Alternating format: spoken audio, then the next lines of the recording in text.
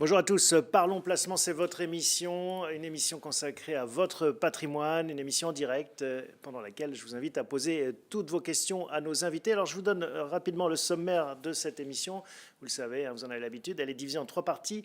On va s'intéresser au marché obligataire. Est-il temps de revenir en première partie avec Jonathan Lévy, puis avec Vincent Kutkovitz. On verra le bilan de la pierre papier sur l'année 2018 et essayer de tracer des perspectives pour 2019.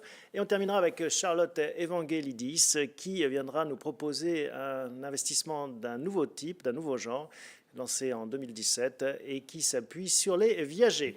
Voilà, c'est Parlons Placement, c'est votre émission. Posez-nous vos questions. On commence tout de suite avec la rubrique marché.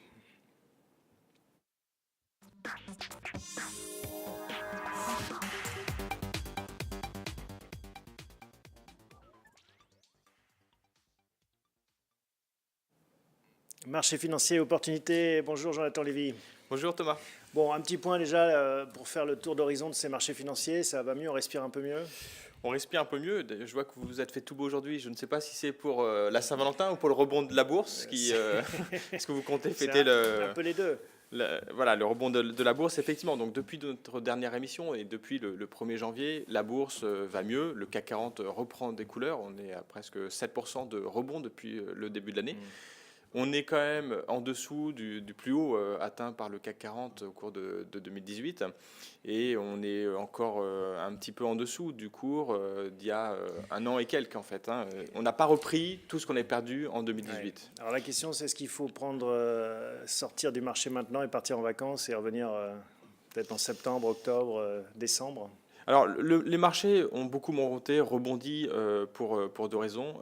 C'est une raison concrète, des décisions déjà prises en termes de politique monétaire. La Fed et puis la BCE ont acté qu'il y aurait une politique plus accommodante que prévu pour cette année. Pas de hausse des taux aux États-Unis.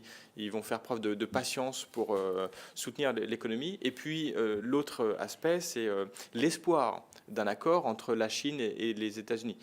S'il y a un accord qui est signé effectivement entre les deux grandes puissances, je pense que les marchés peuvent continuer à monter sur cette nouvelle-là. Y compris en Europe, parce qu'on voit que Wall Street a récupéré de l'altitude beaucoup plus vite que les marchés européens. Oui, mais en fait, on est quand même drivé en partie par les États-Unis et on voit que ce qui s'est passé entre la Chine et les États-Unis, ça nous a impacté parce que faut avoir en tête qu'en Europe, notamment avec la locomotive qui est l'Allemagne, on est sensible au commerce international. Donc, on est sensible à ces questions entre la Chine et les États-Unis. On est sensible en fait à la guerre commerciale. Ouais. Si ce problème est résolu, je pense que l'Europe sera tirée vers le haut. Avec un tout petit bémol, si vous me permettez, c'est que cet accord commercial pourrait se faire un petit peu en partie sur le dos des Européens, et notamment pour réorienter une partie du business vers les États-Unis. Mais bon, on suivra. C'est tout à fait possible. C'est vrai qu'on peut reprocher que les Européens sont un peu passifs en fait dans cette affaire, mais malgré tout, je pense qu'on en profitera quand même.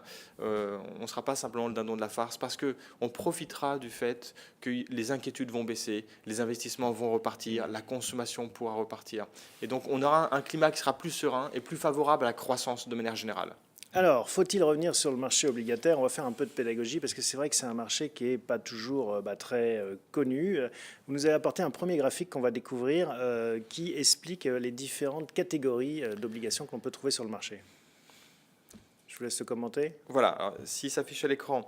Donc on a ici effectivement donc l'échelle de notation d'une des agences de notation. Ici c'est Standard & Poor's qui va donc de triple A à D. Donc lorsqu'on est tout en haut, c'est qu'on a une très bonne notation. En gros, c'est équivalent à un 20 sur 20. Ça traduit le fait que la probabilité de faire défaut est nulle ou quasiment nulle, on va dire. C'est les États, c'était traditionnellement les États Les souverains. États, maintenant beaucoup d'États, il y a plus beaucoup d'États qui ont cette note de AAA. Par contre, les États-Unis ne l'ont pas aujourd'hui. La France non plus. Ils sont à AA+. La France, un peu moins. Ils sont un cran en dessous des États-Unis. AA, ça reste une très bonne note. On voit ici, c'est un investissement de haute qualité, mais c'est pas le 20 sur 20. Il faut aller vers des pays comme l'Allemagne, la Suisse, je crois la Finlande également, qui ont une note de AAA, mais il n'y a pas beaucoup de pays dans le monde qui ont cette notation-là. Et alors, ce qu'il faut noter, c'est que tout ça est regroupé dans une première catégorie. En fait, ce qu'il faut retenir, c'est qu'il y a deux grandes catégories, hein. Vous pourrez faire pause sur votre player YouTube et regarder en détail toutes ces notes. Mais il y a deux grandes catégories. Ce que vous appelez les titres investissables et les titres à haut rendement. Alors, qu'est-ce que ça veut dire? Alors, c'est effectivement deux catégories bien distinctes parce que ça correspond en fait à deux marchés différents. On considère qu'à partir de la notation WB+ et en dessous, WB, WB-, etc., c'est des titres à haut rendement. Le rendement est élevé parce que le risque est beaucoup plus élevé. Il y a toujours un lien entre le risque et le rendement, évidemment. Et ça, c'est un repère important, notamment pour les investisseurs professionnels. Bien sûr, c'est un indicateur, ce n'est pas le seul indicateur. On a déjà vu des agences de notation se tromper, mais c'est un indicateur qui est quand même important, qui est très suivi. Il est important aussi parce qu'il y a des fonds qui disent, par exemple, nous, notre stratégie d'investir sur la première catégorie, donc ils n'iront pas sur la deuxième catégorie. Donc si un émetteur, une société ou un pays passe de la première catégorie à la deuxième catégorie, elle va perdre une partie des investisseurs qui ne pourront plus l'aider à se refinancer. Donc effectivement, c'est très important de savoir dans quelle catégorie on est. Bon, donc voilà pour le décor. Alors, je vous le disais, en priorité aux questions qui nous arrivent aussi des internautes qui nous font le plaisir et l'honneur de nous suivre.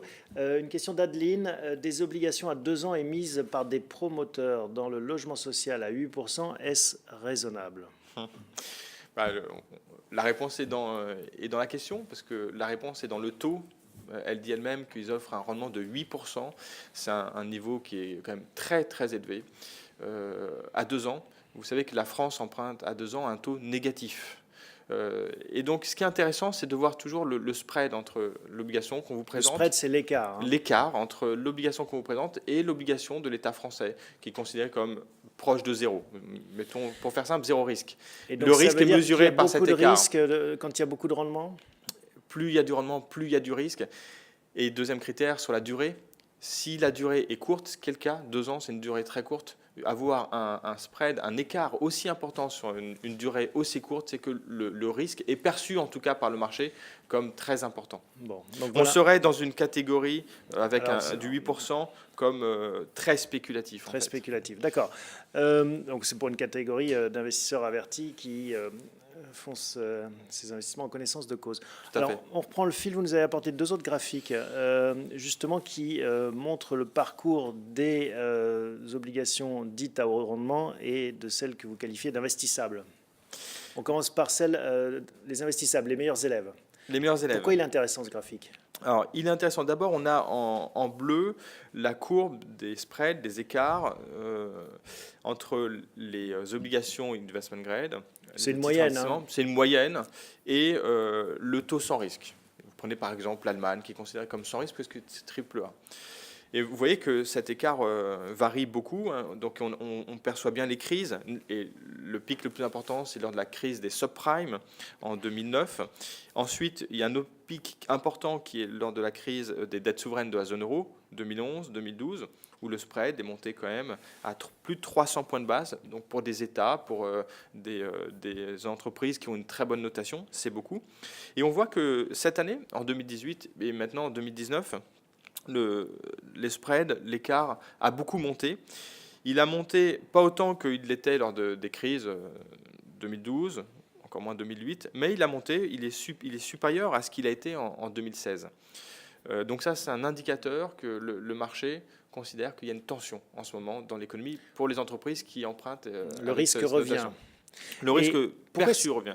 Et pourquoi est-ce qu'il y a 2 couleurs? Alors, du rouge et du bleu. Et le spread modélisé, c'est on modélise quel devrait être ce spread en fonction du risque réel, en fonction de l'état de l'économie. Ce que perçoivent en tout cas les analystes. Ce que perçoivent les analystes. Ceux qui font ces calculs, finalement. Ceux qui font ces calculs. Et donc non ça, pas, c'est donc c'est la différence entre les investisseurs et les analystes, si vous voulez. Et donc ça, c'est la courbe rouge. Donc quand la courbe rouge est en dessous, on considère que le risque réel est un peu plus faible que ce que le marché pense. Donc sur ces types d'investissements, on pense qu'en fait, le marché broie du noir. Il voit vraiment le pire arriver. Or, on pense qu'il n'y aura pas autant de défauts que ce que le marché anticipe. C'est pour ça qu'il faut payer un spread un peu plus élevé au marché pour qu'il accepte de nous prêter de l'argent. Ça monte à 160 points de base. Il devrait être plutôt autour de 120 points de base. Donc, c'est-à-dire que c'est cher, paradoxalement, ou même si ça a beaucoup baissé depuis ces dernières années, ça reste cher par rapport au risque théorique. Alors c'est dans l'autre sens parce que lorsque les taux montent, la valeur de l'obligation baisse. Donc en fait, la valeur a un peu plus baissé qu'elle n'aurait dû baisser sur cette catégorie. Donc ça veut dire que si elle a un peu plus baissé, on peut encore aller dessus. On pense que D'accord. sur le cycle à venir, on peut gagner encore d'argent. Alors que les taux sont très bas sur cette catégorie-là. C'est ça le paradoxe. Ça paraît pas cher en absolu, mais en relatif, en réalité, c'est intéressant d'aller dessus. En effet, parce que si les analystes ont raison, les obligations vont continuer à monter et donc les rendements baisser. Exactement. Alors, on passe à l'autre catégorie. C'est le graphique suivant, dite haut rendement. On va voir en effet que là, eh ben, c'est une inversion finalement des couleurs, puisque le bleu est en dessous, c'est-à-dire le prix du marché, et le prix théorique, le rouge, est au-dessus.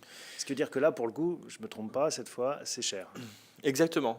Où le marché n'est pas assez conscient des risques réels que portent ces entreprises ou ces États qui empruntent un taux de plus de 5% en moyenne. Donc, si je suis votre raisonnement et au vu de ces graphiques, on doit privilégier plutôt des investissements investissables?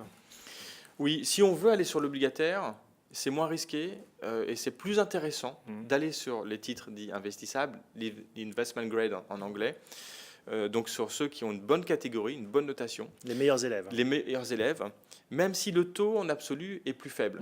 On pense qu'on perdra moins d'argent, ou on en gagnera, alors que si on va sur cette catégorie, on risque on peut perdre plus d'argent que ce qu'on pense. Bon, on arrive à la conclusion de cette partie. On sait que dans les fonds dits flexibles, il y a une partie souvent obligataire, il y a des actions et puis une partie d'obligations, voire de monétaire. Est-ce que justement, au vu de ce que vous nous dites, c'est des fonds qu'on pourrait regarder? Je pense qu'en fait, ce n'est pas encore le moment d'aller sur ces fonds-là. Je sais que beaucoup de clients ont des fonds flexibles.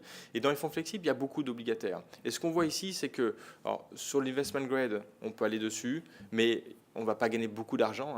Ça rapporte 1%. Ce n'est pas énorme. Vous enlevez les frais de gestion, il ne reste pas grand-chose. Donc certes, on ne va pas perdre, mais la perspective de gain n'est pas forte non plus. Alors, si on va par contre sur le haut rendement, là, facialement, le gain est supérieur. On peut aller chercher du 5, 6, 8%, comme le montrait la personne qui posait la question. Adeline.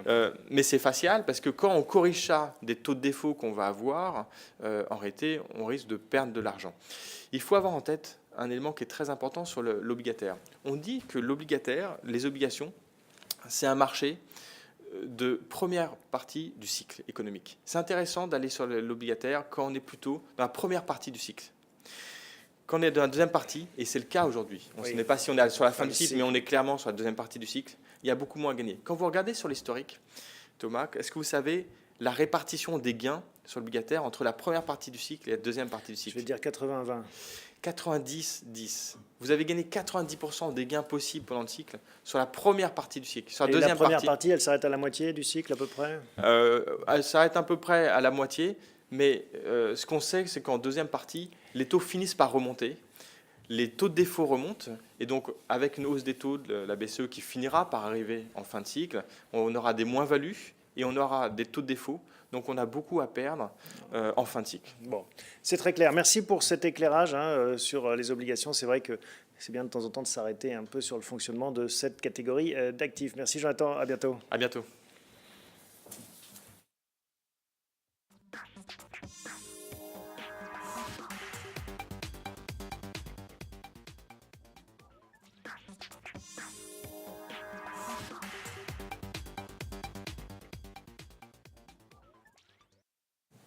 Vincent Kutkovitz m'a rejoint en plateau. Bonjour Vincent. Bonjour Thomas. On va aborder un de nos sujets de prédilection dans Parlons Placement, la pierre papier avec bilan et perspective. Allez, on commence par le bilan. Comment s'est comporté le marché de l'immobilier de bureau fin 2018? Alors, déjà en termes de collecte, la collecte a atterri, on l'avait déjà dit, elle a ralenti en 2018. C'est plutôt pour le bien des investisseurs finalement, parce que ça a permis aux gestionnaires d'être plus sélectifs sur leurs investissements en 2018. Donc, c'est un problème de riche. Quand on a trop d'argent à dépenser, on le dépense parfois mal. Exactement. C'était, en tout cas, je ne suis pas sûr que ce soit arrivé. Les investisseurs et les gérants sont bien comportés, mais disons que cet atterrissage était bienvenu, ce qui a permis aux gérants d'être plus sereins en tout cas, et ils le seront encore plus en 2019. Les autres enseignements de cette fin Ouais, d'année? les autres enseignements, en termes ce qui nous paraît intéressant de souligner, c'est que globalement, le contexte économique de l'immobilier de bureau est plutôt excellent. Les SCPI en France, donc la pierre papier, ainsi que les OPCI, sont essentiellement investis aujourd'hui sur l'Île-de-France et Paris. Et quand on regarde le niveau, par exemple, du taux de vacances à Paris de l'immobilier de bureau, on est à des plus bas historiques. C'est quoi les bureaux vides? Les bureaux vides. C'est-à-dire qu'en fait, aujourd'hui, dans Paris, intramuros, on est en dessous de 2%, autour de 1,5%. Sur la défense, où on a connu des taux supérieurs à 10, 12% il y a quelques années, on n'est plus qu'à 5% également. Le croissant ouest de Paris commence à devenir également assez attractif. Là aussi, les taux de vacances sont très faibles. C'est un peu l'équivalent du plein emploi, c'est-à-dire qu'on imagine Exactement. que ces taux de vacances, c'est même les travaux de réhabilitation voilà, naturelle. C'est la friction naturelle qu'on constate. Ça veut dire qu'en fait, si vous avez des SCPI et que vous regardez le taux d'occupation de vos SCPI et que vous êtes sur des niveaux de taux d'occupation supérieurs, ou en tout cas où il y a des taux d'occupation qui sont inférieurs à 95%, donc des taux de vacances qui sont supérieurs à 5%, c'est qu'il y a un petit problème quelque part. Et ça revient à ce qu'on dit souvent dans cette émission concernant cette classe d'actifs, il y a un problème d'offre. Voilà, ce que ça souligne en fait, c'est qu'aujourd'hui, on arrive en tout cas sur Paris-Île-de-France sur une saturation. Il n'y a pas assez d'offres face à la demande. Et donc nécessairement, qu'est-ce qui se passe économiquement quand ça arrive? Les prix augmentent. Donc ça, on va regarder aussi d'autres indicateurs, comme par exemple, il y a un indicateur auquel on est attaché, c'est le taux en fait de négociation, c'est le taux... c'est l'indicateur d'une certaine manière qui traduit le fait qu'il y a un certain nombre de mesures d'accompagnement qui sont mises en place ou demandées par les nouveaux locataires à leurs propriétaires. Et là, on voit qu'en fait, le Par taux exemple, quand on d'accompagnement... arrive, on a des mois de loyer gratuits pour... Des travaux offerts ou des mois de loyer gratuits. Et en fait, quand on rapporte ces différents aspects qui sont les travaux offerts, les mois offerts, à l'engagement financier du propriétaire, on se rend compte que ce taux baisse. Ça aussi, c'est un indicateur que le marché se porte très bien. Alors, d'un point de vue chiffres, est-ce qu'on a les premiers chiffres et les premiers rendements de ces SCPI? Oui, tout à fait. Alors, les premiers rendements qui sont communiqués sur la SCPI, tout le marché n'a pas encore communiqué, mais il y a un certain nombre d'organismes qui ont déjà communiqué. On a consolidé les chiffres. On arrive sur une moyenne de 4,35% en 2018, ce qui est une petite baisse encore par rapport à 2017. On était à 4,43%. Je parle des SCPI. On parlera des OPCI après. On rappellera ce que c'est. Donc, en fait, ce qui est intéressant, juste qu'il faut traduire là, c'est qu'en fait, la baisse d'année en année est de plus en plus faible. L'écart par rapport à 2017 est plus faible que l'écart qu'on avait entre 2017 et 2016, ce qui montre qu'on arrive en fait au creux de la vague, on arrive au creux de la baisse des loyers ou des rendements, ce qui veut dire aussi qu'au regard de ce qu'on évoquait juste avant, un marché qui est très tendu, il est probable qu'à partir de 2019, on observe maintenant une remontée des distributions sur les SCPI. Donc oui, il faut distinguer SCPI de OPCI. Voilà. Alors peut-être on peut rappeler en effet ce qu'est une OPCI par rapport à une SCPI. Et les OPCI, eux, ont connu une performance plus difficile en 2018, 1,6% en moyenne. Il y a beaucoup moins d'OPCI sur le marché que de SCPI. L'OPCI, c'est quoi? Oui, on rappelle. Alors, un OPCI, c'est aussi de la pierre papier dans lequel il y a en plus une poche financière, une poche liquide qui permet en fait à ce produit-là d'être plus liquide si on veut être remboursé assez rapidement. Alors que les SCPI, c'est plutôt des investissements de moyen long terme, de 8 sur un. C'est-à-dire que la SCPI investit tout dans de la pierre, là où l'OPCI se garde un petit coussin. Un coussin de 30 à 40% de cash. De cash, mais investi soit sur les marchés financiers. Et ce qu'il faut noter, c'est que beaucoup étaient investis sur les foncières cotées en 2018.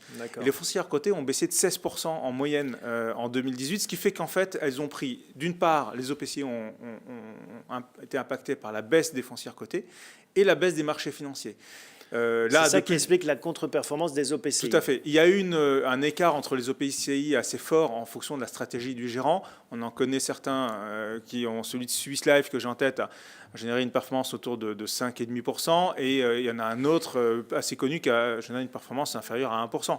Donc tout dépend de la stratégie qu'ils avaient sur la poche liquide. Et si on mise sur un rebond de la bourse en 2019, alors, ça veut dire est-ce qu'il faut revenir sur les OPCI? Alors tout à fait, on pense que 2019 devrait être plutôt favorable parce qu'on justement les foncières cotées, tous les experts sont d'accord pour considérer qu'elles étaient dévalorisées, excessivement sous-valorisées. D'ailleurs, depuis le début de l'année, elles ont en partie récupéré la baisse connue en 2018. Et par ailleurs, De la même manière que sur les SCPI, on considère qu'il va y avoir une valorisation du marché. Cette valorisation, on va l'avoir aussi sur la poche pierre-papier des OPCI. Alors vous nous avez apporté un petit graphique qu'on Ouais. va regarder ensemble, sur lequel vous pouvez vous arrêter tranquillement Exact. en revoyant cette vidéo et qui rappelle un petit peu ça. Exact. Alors, mais sur une longue période. Là, l'objectif, en fait, c'est d'analyser, c'est l'objectif de nos investisseurs, de nos clients, c'est de regarder sur une période assez longue quel est le rendement des SCPI lorsqu'on intègre notamment les revalorisations de patrimoine des SCPI. On voit que sur 10 ans, la performance annualisée, c'est 6% pour les SCPI avec une volatilité qui sont toutes assez maîtrisées, à 4%, autour de 4,5%. Les OPCI, eux, ont une performance plus modeste. Il faut savoir que les OPCI grand public ont été lancés il n'y a pas moins de 5 ans. Les premiers sont apparus il y a à peu près 5 ans.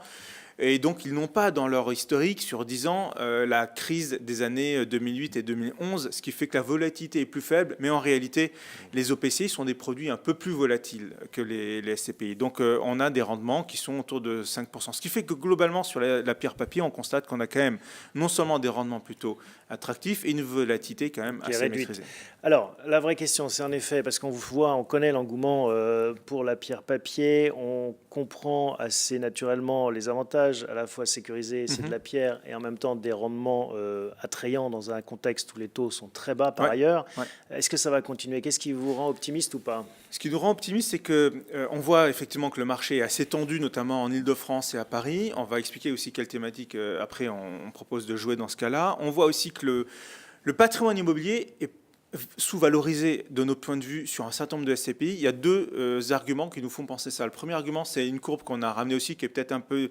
on va la qu'il faut voir de loin, mais en tout cas, l'idée, c'est quoi? On va faire passer le message à travers cette courbe, c'est que là, en fait, on a l'évolution de la valorisation du prix immobilier global immobilier de bureau. Immobilier de bureau par rapport à la valorisation des SCPI. En fait, ce que j'essaie de dire ici, c'est que lorsqu'on regarde l'évolution du prix de l'immobilier en France, au niveau global, comparé à l'évolution du prix des SCPI, on se rend compte que les SCPI ont un train de retard en termes de valorisation par rapport à l'évolution du prix de l'immobilier global.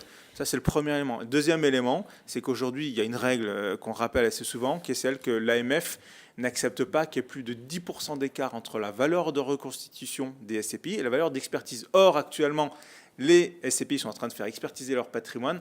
Donc, il est fort probable qu'il y ait un certain nombre, au regard de ces éléments-là, de SCPI qui, dans les mois qui viennent, soient obligés de revaloriser leur patrimoine. Donc avec un rattrapage, et on rappelle qu'en effet, c'est le deuxième moteur de l'intérêt des SCPI, de la croissance des SCPI. Il y a le rendement d'une part, les loyers, et d'autre part, le prix et la revalorisation que vous venez de mentionner. C'est tout à fait ça. Et en tout cas, aujourd'hui, on pense qu'il faut mettre sur le même plan la recherche de rendement à moyen terme et la recherche de valorisation. Allez, on termine par un tour d'horizon des thématiques que vous privilégiez dans cette catégorie SCPI, parce qu'en effet, il y a beaucoup de possibilités. Et pierre papier de façon générale. Donc la première thématique qu'on propose de jouer aujourd'hui, c'est le Grand Paris. Il y a deux SCPI Grand Paris qui sont arrivés sur le marché cette année. Ce sont deux, en fait, anciennes SCPI qui ont été transformées pour se focaliser sur le Grand Paris. On pense que là, il y a des objectifs de rendement attractifs à venir. On pense qu'il y a de la revalorisation à venir aussi. Et notamment, ce sont des SCPI qui sont en train de se focaliser sur les premières, deuxièmes couronnes. Paris, on considère, est saturé. Et en allant profiter du boom du Grand Paris, il est fort probable que ces SCPI-là puissent revaloriser et offrir des rendements attractifs dans les années qui viennent. J'invite ceux qui s'intéressent au Grand Paris et à cette thématique d'investissement à regarder des épisodes précédents. On a reçu dans les émissions des gérants de ces SCPI Grand Paris. Deuxième thématique, c'est la pierre papier, les SCPI orientés santé. On en parle depuis un certain temps. Alors, c'est quoi, par exemple? Donc, c'est des SCPI qui ont pour objectif d'investir sur les murs d'EHPAD, par exemple, d'hôpitaux, de crèches, tout ce qui est lié à la santé, et de pharmacie éventuellement aussi. Ils s'interdisent rien, en tout cas, à partir du moment où c'est lié à la santé. Et là, les perspectives, les besoins de la société sont extrêmement forts. Donc, c'est un marché qui offre des rendements sur du long terme, compris entre 4,5 et 5,5%. Donc là aussi, on est assez favorable à ce secteur-là, à ces SCPI-là. Il y en a deux sur le marché, SCPI Primovie, SCPI Pierre Vial Santé, qui toutes les deux où on fait un rendement respectif de 4,5 et 5,05 en 2018. Donc c'est en tout cas des perspectives de rendement à long terme assez attractifs et stables. Bon, de toute façon, vous retrouverez toutes ces infos sur le site de bienprévoir.fr. Troisième catégorie. Troisième catégorie, c'est pour répondre à nos clients épargnants qui recherchent en fait des CPI qui sont un peu plus agressifs en rendement. Là, on est assez prudent parce qu'il y a un peu de tout sur le marché. Donc agressif, ça veut dire quoi? L'agressif, c'est combien? quand on commence à dépasser les 5%. Donc il y a certains SCPI qui vont frôler les 6-7%. Donc nous, on s'attarde plutôt à regarder, à chercher l'équilibre entre la qualité des gérants, la qualité, l'historique des sociétés de gestion, mais également la qualité de la stratégie. Et là, effectivement, il y a des SCPI qui sont diversifiés en région, qui, grâce à l'investissement en région, où on peut aller chercher un peu plus de rendement qu'en Ile-de-France, on l'a vu en Ile-de-France, les rendements seront quand même plus bas, tout en étant très sélectif sur la stratégie et sur les biens ciblés, on arrive à aller chercher 6% de rendement. Mais là, il faut avoir en tête, comme dans la partie précédente, plus le rendement augmente, c'est comme une obligation, plus le risque augmente. Bon, et quatrième thématique, oui, les OPCI, c'est de se construire un portefeuille de pierre papier plus liquide avec des OPCI. Donc là, l'idée, c'est d'aller cibler 3 ou 4 SCPI sur le marché, de les compléter d'une certaine manière dans un portefeuille en ayant en tête que la volatilité peut être quand même un peu plus forte que sur les SCPI. L'idée, c'est que si on s'attend là aussi à un rebond en 2019 grâce à la revalorisation des foncières cotées, mais également à la partie sur les marchés financiers. Donc on pense que 2019 devrait être un bon millésime lorsqu'on va aller construire son portefeuille sur 3 ou 4 OPCI qu'on est capable de proposer chez bienprévoir.fr. Voilà, donc on passe en revue un dernier graphique, cette stratégie possible et ses mérites, avantages et inconvénients, ou en tout cas avantages comparés. Ouais. Donc là, en fait, on résume ce qu'on vient de dire, c'est que d'une certaine manière, première thématique, on peut la jouer sur le grand pari avec l'objectif d'obtenir un rendement compris entre 4 et 5%, mais avec un niveau de risque assez faible, maîtrisé. Là, on peut le faire en assurance vie, en direct, à crédit, en démembrant également les SCPI en achetant par exemple que la nue propriété. Ouais, Si, par ça exemple, aussi on en a parlé lors d'épisodes précédents. Voilà, ça s'adresse plutôt à ceux qui veulent avoir des revenus plus tard et pas immédiatement et limiter leur fiscalisation. Après, les SCPI de diversification en région, là on peut aller chercher avec un peu plus de risque, 5 à 6% de rendement, toujours avec la même logique, assurance vie directe à crédit ou en démembré. Et troisième sujet, les panels de PCI avec un rendement compris en 3 et 6%, vous avez compris qu'il y a plus de volatilité sur le rendement, mais toujours avec un risque moyen. Et là aussi, on peut le faire en assurance vie ou en compte titre. Voilà. Merci Vincent pour ce tour d'horizon très complet.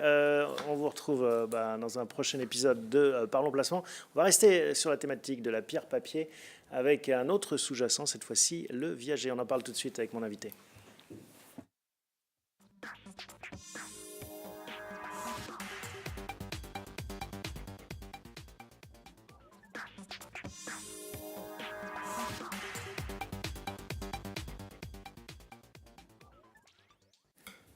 Charlotte Evangelidis m'a rejoint. Bonjour Charlotte. Bonjour Thomas. Bienvenue. Vous allez nous parler de Via Génération, une SCI. Alors on a parlé avec Vincent des SCPI et vous êtes avec une SCI. Enfin, c'est quoi le distinguo en fait? La différence entre une SCPI et une SCI, la différence c'est que la SCPI fait appel public à l'épargne, la SCI non.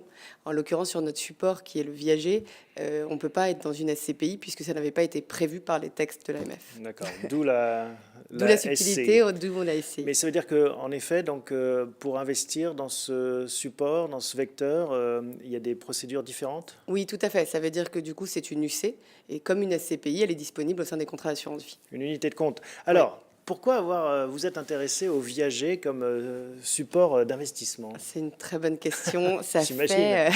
oui, ça fait 7 ans moi, que je suis sur ce sujet du viager. Partant d'un constat assez simple, c'est qu'aujourd'hui, on a un enjeu sociétal majeur en France et en Europe. La population est vieillissante, tout simplement. Et on a des caractéristiques qui sont immuables là, pendant 40 ans. C'est-à-dire qu'on va avoir des gens de plus en plus âgés, de plus en plus nombreux à être âgés, des gens qui sont propriétaires et des gens qui veulent rester chez eux. Et donc, ont besoin de liquidités, et c'est là où le viager peut leur apporter une solution? Exactement. On voit depuis 10 ans la silver economy qui est en train de fleurir, c'est-à-dire que l'État s'est vraiment posé cette question sur les seniors et pour dire qu'il faut trouver des produits et des services qui leur conviennent. Simplement, on a une grosse problématique toujours dans la silver economy, c'est qu'on n'a pas de moyens de financer ces produits et ces services. Et aujourd'hui, rendre liquide le patrimoine d'une personne âgée, c'est une solution, en tout cas, pour lui redonner du pouvoir d'achat. Le viager a une image un peu sulfureuse parfois. On se dit, voilà, là, racheter à ma grand-tante sa maison de campagne, ça, c'est compliqué parce qu'il y a un lien affectif, ou même à quelqu'un qu'on ne connaît pas, mais il y a une relation personnelle, même si elle est indirecte. Comment est-ce que vous Oui. passez outre? Il y a un vrai sujet culturel sur le viager qui n'a pas toujours une bonne image. Donc c'est vrai que la plupart du temps, du coup, les viagers sont utilisés pour des transmissions de tentes. C'est souvent le cas des gens qui n'ont pas eu d'enfants. Et par les notaires, finalement, les viagers qu'on connaît aujourd'hui, c'est un peu des transmissions. C'est pas comme ça qu'on a vu ce sujet-là. Nous, on l'a abordé vraiment dans une idée de solution, c'est-à-dire vraiment d'apporter une solution. Et pour enlever ce côté, finalement, on joue sur l'aléa et la mort des gens, nous, on propose d'acheter, du coup, 100% du bouquet, parce qu'on sait que le viager, c'est bouquet plus rente. Nous, on se dit, on ne va pas acheter bouquet plus rente, mais 100% du bouquet tout de suite le jour de l'acte, ce qui fait que la personne a toujours un aléa vie, donc un aléa du temps, mais on n'a plus d'aléa prix. On lui aura tout versé le jour de l'acte. D'accord, donc il n'y a pas de rente de verser au fur et à mesure. Pas de rente de verser. C'est comme si vous rachetiez complètement l'appartement ou la maison.